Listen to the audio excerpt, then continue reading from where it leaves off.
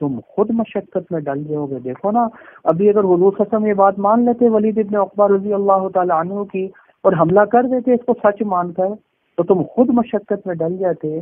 مسلمانوں کا خون ہو جانا تھا، مسلمانوں کا نقصان ہو جانا تھا، کتنی پریشانی اور مشقت آ جانی تھی. تمہاری خوش قسمتی ہے تمہارے اندر موجود ہیں، اور وہ اکثر معاملات میں تمہاری باتیں اس لیے بھی نہیں مانتے، تم خود مشقت میں ڈل جاؤ گے، تمہارے لیے پریشانی کا سبب بن جائے گا یہ. وَلَكِنَّ اللَّهَ حَبَّبَ إِلَيْكُمُ الْإِيمَانَ، یہاں سے اللہ تعالیٰ صحابہ کرام رضوان اللہ تعالی علیہم اجمعین کی شان بیان فرما رہے ہیں.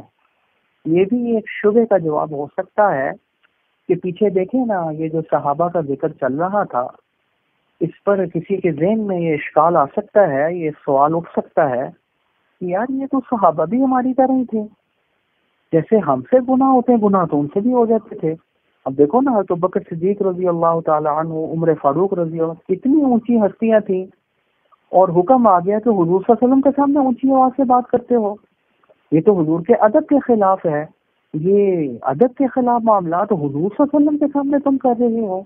کیسے تنبیہ آ گئی ان کو، لا ترفعوا اصواتکم فوق صوت النبی، ایسے نہ کرنا، بالکل بھی ایسے نہ باتیں کیا کرو جیسے آپس میں ایک دوسرے کے ساتھ باتیں کرتے ہو.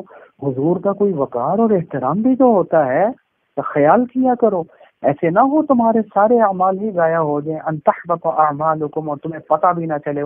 یہ ان کو تنبیہ آ گئی.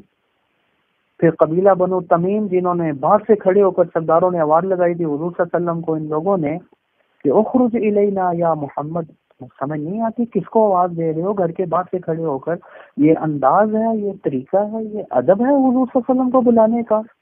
غلط بات تم نے کی ہے. تنبیہ آ گئی فوراً. وہ بھی صحابہ تھے، یہاں بھی صحابی ہیں، بغیر تحقیق کی بات آگے نقل کر دی ہے، غلط بات کی ہے انہوں نے. تو یہ جو غلطیاں ہو رہی ہیں، معاملات ہو رہے ہیں، تو صحابہ سے ہو رہے ہیں. تو کسی کے ذہن میں سوال اٹھ سکتا ہے کہ مطلب وہ بھی ہماری طرح ہی تھے جی، ہم سے بھی گناہ ہو جاتے تھے، ہم سے بھی غلطیاں ہو جاتی تھی، ان سے بھی غلطیاں ہو جاتی تھی، تو وہ بھی ہماری طرح تھے. یہ سوال اٹھ سکتا تھا. اللہ اس کا جواب دینا چاہتے ہیں، سنو سنو میرے صحابہ کی شان سنو، وہ تمہاری طرح نہیں تھے، وہ تمہاری طرح نہیں تھے. وَلَكِنَّ اللَّهَ حَبَّبَ إِلَيْكُمُ الْإِيمَانَ، یہ آگے شان. پہلے تو غلطیوں کا ذکر تھا نا شروع سے لے کر اب تک. اب سنو، وَلَكِنَّ اللَّهَ، اللہ تعالی نے محبت ڈال دی ہے تمہاری طرف اے صحابہ ایمان کی. وَزَيَّنَهُ فِي قُلُوبِكُمْ، اور تمہارے دلوں میں ایمان کو مزین کر دیا ہے. اس کائنات کی سب سے خوبصورت چیز اور پیاری چیز اگر صحابہ کو کوئی تھی تو وہ یہ ایمان تھی.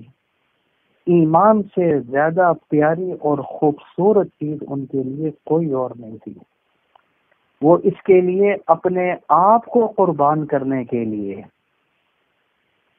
اپنی ماں کو، اپنے باپ کو، اپنے بچوں کو، اپنے کاروبار کو، اپنی ہر چیز کو خدا کی قسم قربان کرنے کے لیے ہر وقت تیار رہتے تھے. وہ قصہ پڑھا نا آپ نے، وہ جو 19ویں پارے کے اندر وہ واقعہ پیش آیا تھا کہ وہ ایک صحابی کو اس کی ماں کہنے لگی، کافر تھی نا، وہ کہنے لگی کہ تو بھی کافر ہو جا، اگر تو کافر نہیں ہوا اور تو نے حضور صلی اللہ علیہ وسلم کو نہیں چھوڑا تو پھر تو یاد رکھنا میں سرے عام خودکشی کر لوں گی، اور میں سب کو یہی کہوں گی کہ میں اس کی وجہ سے مر رہی ہوں، میں اس کی وجہ سے دنیا چھوڑ کر جا رہی ہوں. یہ ایسا گھٹیا اور کمزور شخص ہے کہ اس کی تو ذلیل ہو جائے گا، تو پریشان، اور میں نے خودکشی کر لینی ہے. جب یہ بات اس نے صحابی کے سامنے کون کر رہی ہے؟ ماں کر رہی ہے. حضور کو چھوڑ دے، ایمان کو چھوڑ دے. اللہ اکبر. کیا جواب دیا اس صحابی نے؟ سنیے وہ جواب. اے ماں، اگر تیرے اندر 100 جانیں ہوتی، ایک جان نہ ہوتی، 100 جانیں ہوتی، اور ایک ایک کر کے تیری جان نکل رہی ہوتی، اور تو سسک سسک کر میرے سامنے مر رہی ہوتی، اور تو مجھے کہتی کہ حضور صلی اللہ علیہ وسلم کو چھوڑ دے، خدا کی قسم میں اس وقت بھی حضور کو نہ چھوڑتا، میں ایمان کو نہ چھوڑتا. اپنی ماں سے بڑھ کر کائنات کی ہر چیز سے زیادہ پیاری چیز کی حضور اور ایمان، ان سے زیادہ پیاری چیز اور کوئی نہیں. اسی کے اوپر تو وہ آیتیں اتری، وَوَصَّيْنَا الْإِنسَانَ بِوَالِدَيْهِ حُسْنًا، والدین کے ساتھ حسن سلوک کا حکم دیا ہے. لیکن وَإِن جَاهَدَاكَ لِتُشْرِكَ بِي، اگر وہ تمہیں شرک اور کفر کا کہیں مَا لَيْسَ، جس کا تمہیں پتہ ہی نہیں ہے، کوئی دلیل ہی موجود نہیں ہے، مَا لَيْسَ لَكَ فَلَا تُطِعْهُمَا، یہ کفر والی بات کسی صورت میں ماں باپ کی بھی نہ ماننا. یہ آیتیں اتری تھی اسی کے اوپر ہی. سہل ماں سے بھی زیادہ، بچوں سے بھی زیادہ. تو بکر صدیق ان کا بیٹا کیا کہنا، ابا جی جب میں نے کلمہ نہیں پڑھا تھا نا، ایک جنگ میں آپ میرے سامنے آئے تھے، ابا جی تھے تو میں نے چھوڑ دیا تھا. انہوں نے کہا خدا کی قسم اگر تو میرے سامنے آتا تو میں تجھے نہ چھوڑتا، میں تجھے مار دیتا، کیونکہ تو اس وقت حضور کا باغی بن کے آیا تھا، مسئلہ میرے ایمان کا تھا. تو یہ صحابہ کی وہ شان ہے کہ اپنی ایک ایک دنیا کی کوئی چیز ایمان سے زیادہ، اپنی ماں سے بھی زیادہ، باپ سے بھی زیادہ، کاروبار سے بھی زیادہ، ہر چیز سے زیادہ محبت ان کے دلوں میں ایمان کی تھی، اور ہر چیز سے زیادہ خوبصورتی ان کے دلوں میں ایمان سے زیادہ پیاری اور خوبصورت چیز ان کے لیے کوئی بھی نہیں تھی. یہ ہے شان ہمارے صحابہ کی. وَكَرَّهَ إِلَيْكُمُ الْكُفْرَ، کر رہا وہی مکروہ سے. مکروہ کسے بولتے ہیں نا، فلاں چیز مکروہ ہے. مکروہ کا مطلب کیا ہے؟ بری ہے. کیا معنی ہو گیا اس کا؟ کہ برائی ڈال دی تمہارے طرف کفر کی اور فسق کی. فسق سے مراد مفسرین نے لکھا ہے بڑے گناہ، گناہ کبیرہ. جب گناہ کبیرہ اس سے مراد ہو گئے تو عصیان سے مراد گناہ صغیرہ. کیا معنی؟ ہر قسم کے گناہوں کی برائی تمہارے اندر ڈال دی ہے. اللہ تعالیٰ نے بڑے گناہ ہوں ان کی برائی دی، اور چھوٹے گناہ ہوں ان سے نفرت بھی صحابہ کرام رضوان اللہ تعالی علیہم اجمعین کے اندر کوٹ کوٹ کر بھری ہوئی تھی. یہ تھی صحابہ کی شان. کیا شان تھی؟ دنیا کی سب سے خوبصورت چیز اور قیمتی دولت جو ان کے لیے تھی وہ ایمان تھی. جان جانا گوارا تھا، ہر چیز قربان کر دینا گوارا تھا، ایمان چھوڑنا گوارا نہیں تھا. یہ تھے صحابہ. اور نفرت تھی، کوٹ کوٹ کر نفرت بھری ہوئی تھی ان کے اندر. کس کی؟ کفر کی اور ہر قسم کے گناہوں کی. چھوٹے گناہ ہوں بڑے گناہ، اس سے نفرت کیا کرتے تھے صحابہ. یہ ہے صحابہ کی شان. اللہ فرماتے ہیں اولئک هم الراشدون، یہی ہدایت یافتہ ہیں. میرے صحابہ ہی ہدایت یافتہ ہیں. ان کو اپنی طرح نہ سمجھنا، یا ان کو چھوٹے لوگ نہ سمجھنا. یہ نہ کہنا کہ جیسے ہم سے غلطی ہوتی ہے ان سے بھی غلطی ہوگی لہذا وہ بھی ہماری طرح ہی ہوگے. اپنے اوپر ان کو قیاس نہ کرنا. کہاں یہ خاک اور کہاں وہ پاک، کس کے اوپر قیاس کر رہے ہو جس کا آپس میں کوئی جوڑ اور ربط ہی نہیں. مولانا اللہ صاحب رحمۃ اللہ علیہ فرمایا کرتے تھے کہ دیکھنے میں تو شیر اور شیر ایک ہی طرف نظر آتا ہے. شیر بھی کیسے لکھا جاتا ہے؟ شین یا را. اور شیر یہ بھی کیسے لکھا جاتا ہے؟ شین یا را. دیکھنے میں تو ایک جیسے ہیں، حقیقت میں بڑا فرق ہے. حقیقت میں بڑا فرق ہے. ایک تم کو کھا جاتا ہے اور ایک کو تم خود کھا جاتے ہو. شیر اور میٹھے کو بولتے ہیں نا، میٹھا تو تم خود کھا جاتے ہو، شیر تمہیں کھا جاتا ہے. حالانکہ دیکھنے میں دونوں ایک طرح ہیں، وہ بھی شین یارا یہ بھی شین یارا، لیکن حقیقت میں بڑا. تو دیکھنے میں تو تمہیں ایسے ہی نظر آ رہا ہے، لیکن حقیقت میں زمین اور آسمان کا فرق ہے. یہ شان ہے صحابہ کی. اور اللہ تعالیٰ نے کیا کیا؟ ان کو پروانہ دے دیا. یہی لوگ ہدایت یافتہ ہیں. ہم تو خلفائے راشدین پڑھتے ہیں نا، خالی خلفائے راشدین نہیں، سارے ہی صحابہ راشدون ہیں. سارے ہی صحابہ جو ہے وہ ہدایت یافتہ ہیں. وہ الگ بات ہے کہ صحابہ کے بھی آپس میں درجات تھے. خلفائے راشدین کا درجہ سب سے اونچا تھا، اس کے بعد عشرہ مبشرہ کا درجہ تھا جن کو دنیا میں حضور صلی اللہ علیہ وسلم جنت کی خوشخبری عطا فرما دی تھی، اور اس کے بعد صحابہ بدرین کا درجہ تھا.